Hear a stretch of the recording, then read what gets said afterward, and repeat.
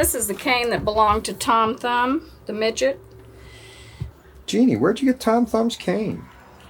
You know, somebody was passing by through here and they told me they had Tom Thumb's cane, and I didn't believe it. So he brought it out and showed it to me, and he said, I can prove it that it's his if you want it. And I said, sure, I'd like to have it. I have a collection of canes in case I break a leg, you know, or anything like that. Oh, I was on Circus's, Sparks Brothers Circus, which is dead a long time ago. And different carnivals that I was on. I've been in show business all my life, from the time I was 3 years old. So did you approach the Ringling show, or did the Ringling people approach you when it came time for you to go to their show? Well, actually, I wrote to the head man, who was Sam Gumpertz, and I told him I thought that he needed me on his show. And that sort of appealed to him for some reason or other. And when the Ringling show opened and I was there, he came down to meet me. Mm-hmm. And he said, so you're the raving beauty I've been hearing about. I said, I'm no beauty, but I am here. And he said, well, I'm glad to meet you. And everything went fine from then on. He sent word that he wanted me in the Madison Square Garden. Mm-hmm. So my stepmother and I went to Madison Square Garden and we opened there. Yeah. Is that where you caught up with them? You went up to New York to meet up with them then? Right. Yeah. Now you were on that show with your husband Al. Had you met him on that show, or where'd you meet Al for the first time? Well, actually, I was on the Ringling show in 1933 before that, before my husband and I were married. We met in the Great Lakes Exposition at Cleveland, Ohio, and that's when we got acquainted. How many years were you on the Ringling show total? Only two years. Only 2 years?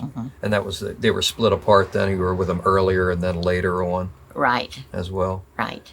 2 different times that I showed up there. How was the Sideshow different on Ringling than it was with the other shows? Was it a lot bigger or a lot more varied, or how did they? Oh, it was much larger. They had everything in the Sideshow that you could want. Minstrel show, entertainers, and sword swallowers, fire eaters, fat people, giants. They had everything. It was an enormous show. Yeah. Who were some of the acts that were on the Ringling show with you when you were with them? Do you remember who any of them were? Not so much in name. I don't remember them because it's been a lot of years. If I had my pictures here, I could tell you. But anyhow, Eco and Iko, the ambassadors from Mars, they were there, and Lorello, the man who could turn his head all the way around, and Londigan, the man who could blow smoke through his ears and nose and mouth, and Ruth Pontico, the fat lady. Oh, yeah. She was there for quite a while. You were pretty good friends with Baby Ruth, weren't you? Yes, my first year after I was married, we spent the winter down at her house here in Florida, which got us started going to Florida. Yeah, I guess it got pretty crowded in that apartment with her, all three of you in there. Oh, she had a big house at that time. Yeah. Very large house. Did you leave from there and come right here and set up the camp, Giants Camp? No, we actually didn't. We stayed there all winter.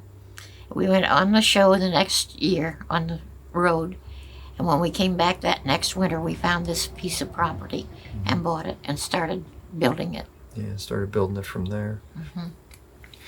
Get back to Ringling for a second. What was the pay like in terms of that show versus your other shows? Was it a lot better than working with the other carnivals, or rather the circuses and such?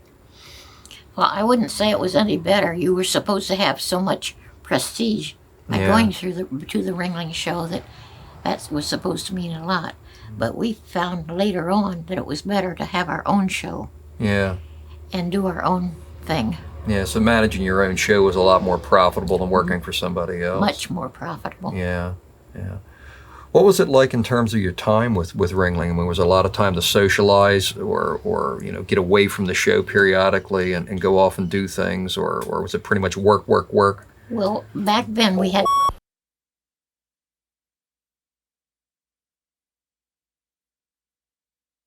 So did you find that you had much time to socialize when you were with the Ringling show, or was it work, work, work all the time, or? Mostly it was work. Of course, we had Sundays off because back then Sundays were not allowed. Oh. But as far as being social, I would say no, not too much. Mostly not much work. at all. Mostly work. How many shows would you have had to do during the day? How was that set up? We did a lot of shows during the day. You see, the only time we had off was when the main show was operating, the big show. And the minute they came in, we were on our stages and ready to talk or do whatever we had to do. Yeah. So that was the only time we had off. And we would run probably, back then, 15 or 20 shows on the circus. Not, An average day? oh, yes, easily. Jeez, it's a lot of shows. Of course, when we were on the Carnival, we did a lot more than that. So Yeah. we enjoyed it.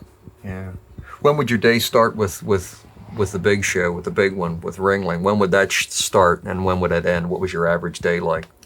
We would have to be on our stages and open about 10 o'clock. And then we would run until the big show opened, which would be like 2 o'clock in the afternoon. Then we would lay quiet until that was over with, and then we'd pick it up again. Jeez, it's a long day. Yeah. What would you all do, while the big show was going on? What would you do to amuse yourselves or entertain yourselves while all that was going on?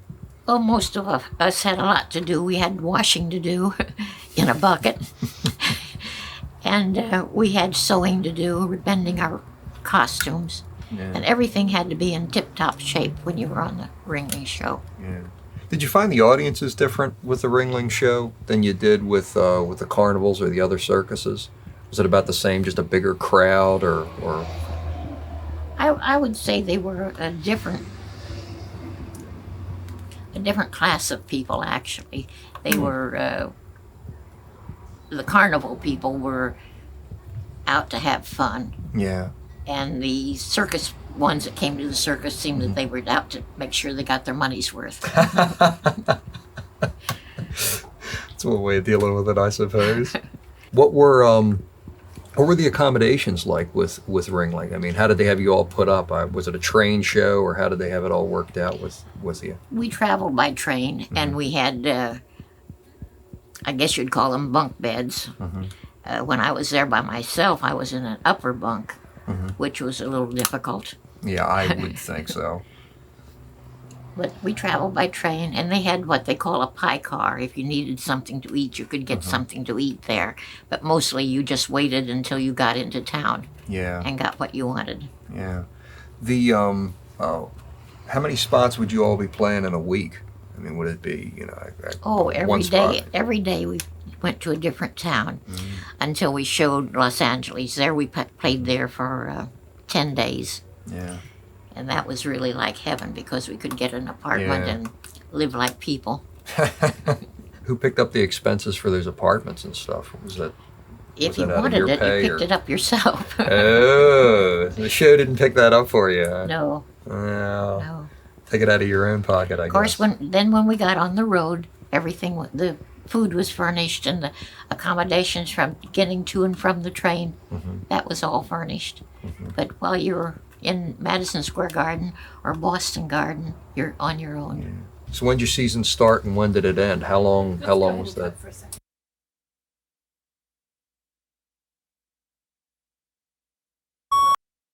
That was too small. Yeah. What about the rings? It's a whole tray full. Is this all going to get in here? It's not going to fit. The rings won't fit. They're out there. Let's see. Rings are that big? Just tell me what Do that those again. What you Yeah. were just doing, showing James those things. Oh, this is the cane that belonged to Tom Thumb, the midget. And Oh, this is Tom one that Thumb. belonged to Daddy. Just a few inches difference there, I dare A say. few. Quite a few. Yeah, it just goes on forever, doesn't it?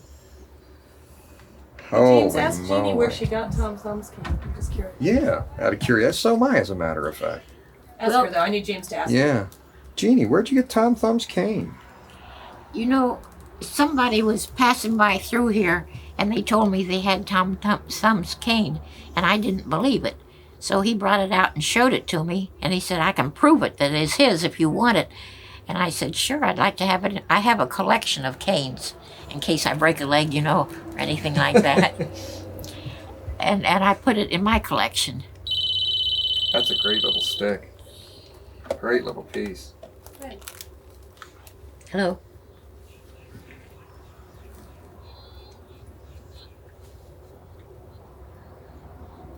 Cut. We're up here filming. I was gonna say, it's for me. That's messing up my pictures.